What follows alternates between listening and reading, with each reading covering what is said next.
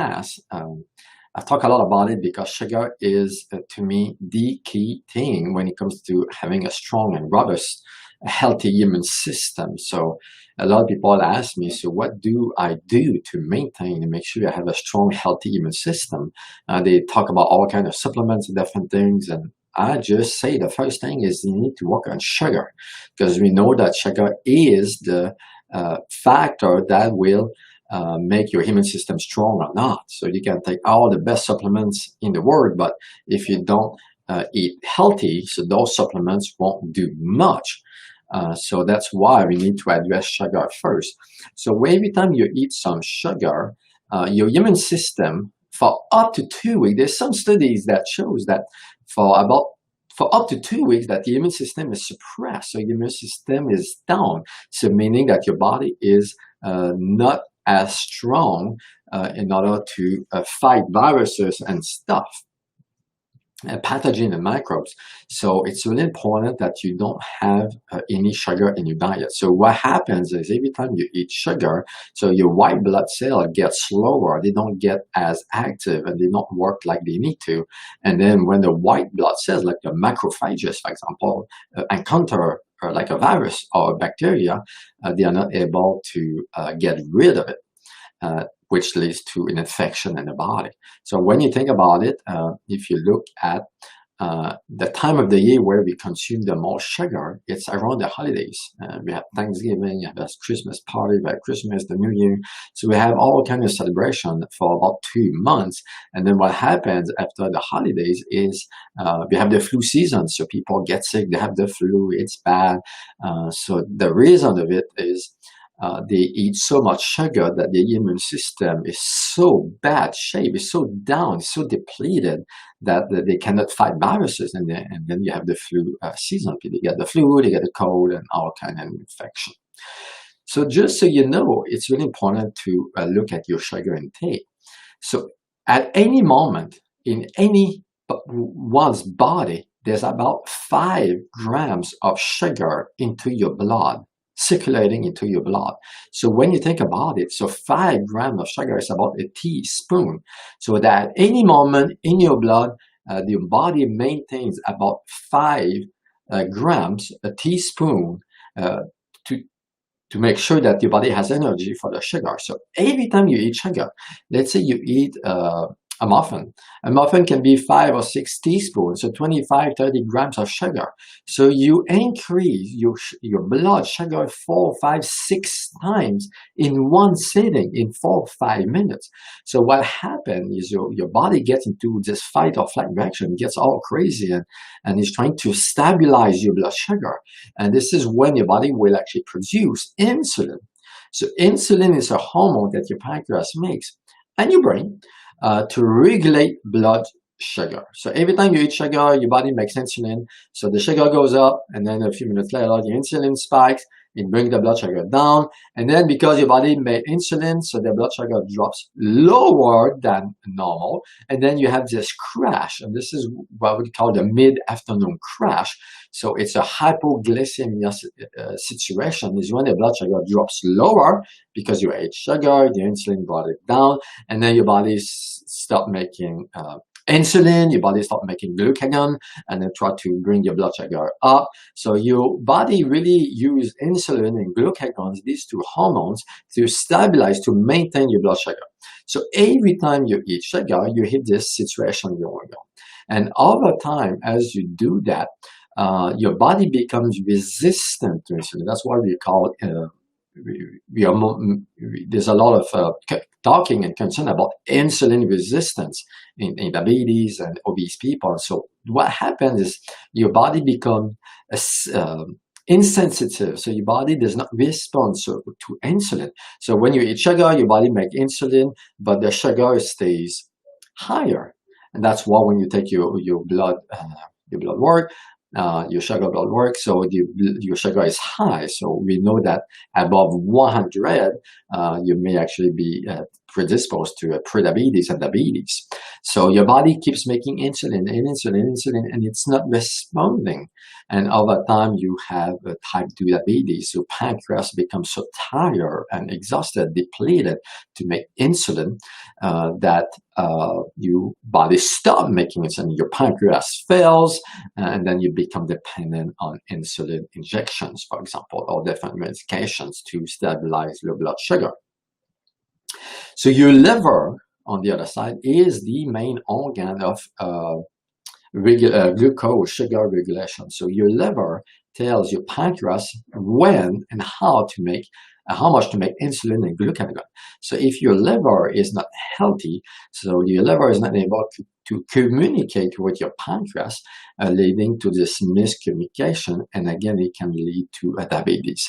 As a matter of fact, most of the time when I see people with diabetes, it's not really an actual pancreas issue, is there's no communication between these two organs, and we just have to reestablish this communication, and then the blood sugar drops. Because your liver controls how much sugar to output in the blood. So when you have glucagon, your blood sugar goes down, and then, insulin, your blood glucose goes down, and then your body makes glucagon to increase it. So that's a liver function. So your liver regulates how much it pumps out in the blood to maintain your blood sugar. So if you don't eat sugar at all, so your liver will make some glucose, some sugar, in order to maintain your blood level okay. So if you crash, that's a sign that you have hypoglycemia, and that's a sign you have a sugar issue. So like I said, every time you eat some sugar, it increases 3, 4, 5, 6 times the amount of sugar in your blood. So there's a few side effects to it. One is we know that metastasis, which is cancer that spreads to other parts of the body. Let's say you have a cancer in your gut. So it can spread to other parts of the body. So the main factor behind metastatic cancer is blood sugar in your blood, meaning that if you eat too much sugar, the sugar slows down the blood, so the blood is thicker and it's harder for the body to pump. So when the blood is thicker because you eat too much sugar, the cancer cell that gets into the cell can spread easier to other parts of the body. So we know, I believe it's 97% of metastasis is connected to sugar intake. So meaning that if you are battling cancer, so the goal is to completely shut down the sugar, which help with metastasis, so the cancer won't spread, and it helps to not feeding cancers, because we know that cancer cannot live without sugar. So if you stop feeding the cancer doesn't have this food to survive, and the cancer cell starves and it dies. So like I said, so when you eat sugar, so the thickness of the blood is increased, which leads to metastasis. And then on the other side, it leads to high blood pressure, because the heart has to pump more and faster to get the flow going into your blood vessels. So which leads to a high blood pressure. So high blood pressure that I see in the office is typically a sugar. So cut out the sugar, it helps, that's the first step. It helps your pancreas, it helps your adrenals, it helps your hearts. The blood flow is better, and then the blood pressure goes down. Because sugar in your blood leads to inflammation of the arteries, and that can actually lead to blockages. We know today one of the main causes of heart problem is blockages in your arteries, which is a narrowing of your arteries. And one of the main thing is a sugar intake.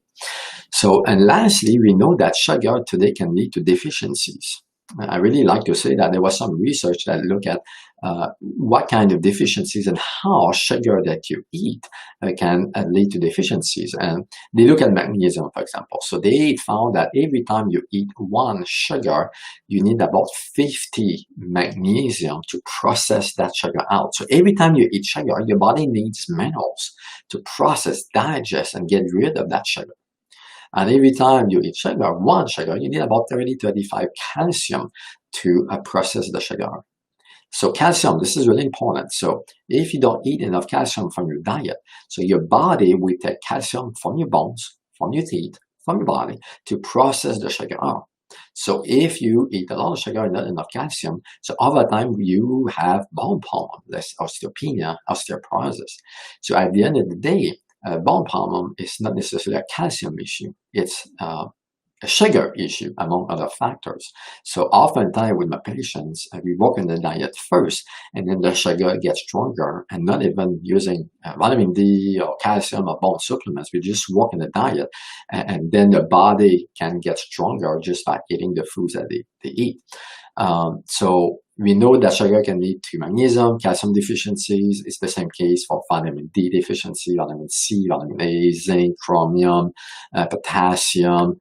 So most deficiencies can be connected, related to too much sugar intake. So that's why refined sugar, the white refined sugar that are mostly used in processed food, junk food, fast food, it's the worst because it's refined. So there's no minerals that come with it. It's just white. It's just sugar, 100% pure sugar. So my point is that if you eat some sugar, it's better to go with natural sugar, like honey, maple syrup, coconut sugar, dates, fruits, because those sugars come with minerals to process the sugar. So your body doesn't depend on the minerals that you have inside your body, but it can utilize the minerals that came with the food. But you have to watch your sugar intake. So even if it's natural, if you eat too much sugar, that's an issue as well. You can have this insulin problem and so on and so on. So it's really important to look at how much sugar you consume and make sure you don't eat too much. And lastly, I wanted to cover the last part, which is really exciting for me. So there's a lot of research that shows that sugar actually is the main driver of aging. You know that human growth hormone, HGH, human growth hormone, is the hormone that over time declines with age. But it's called a growth hormone because it maintains health. It's related to health. So the goal, we know today that we need to slow down the decline of HGH. And the main thing that impacts this hormone is sugar. So every time you sugar, you inhibit, you prevent your body to make this hormone. And over time, this hormone declines faster and you age sooner. So you become older faster than what you need to. So we know that if you cut out sugar, you maintain your HGH and the decline is much slower and you stay younger and more energetic and healthier over time. And on the other side, what you need to do to maintain this hormone is eat fat. You need, we know today from science that you need somewhere 70 and 80% of your diet of fat. So that's quite a bit of fat, but if you eat that way, you cut out the sugar naturally because you cannot eat sugar and fat at the same time. So if you eat a lot of fat, you don't eat sugar by default. And this fat intake maintains your HGH. And so you stay healthier and you have more energy. So 70, 80% of fat is not quite keto. Keto is more like in the 90% range. So it's a bit less. But the point of that is your diet must be fat-based. Okay, because every time you eat sugar or carbs, you affect this hormone, and over time you age faster. Okay, so if you are interested in staying younger, healthier, and enjoy life when you retire, so that's the goal, is to eat a good quality fat. So I hope it all makes sense. So at the end of the day, sugar is the enemy number one. So my answer to a lot of people when they talk to me is, what do I do when I have this and do this? First step, cut out sugar. And that's what I do with my patients. We work on their sugar intake, cut it out, and then we can restore the body's function by looking at deficiencies and what is needed. So I hope it makes sense. If you have any questions, please let me know below. Otherwise, have a good day.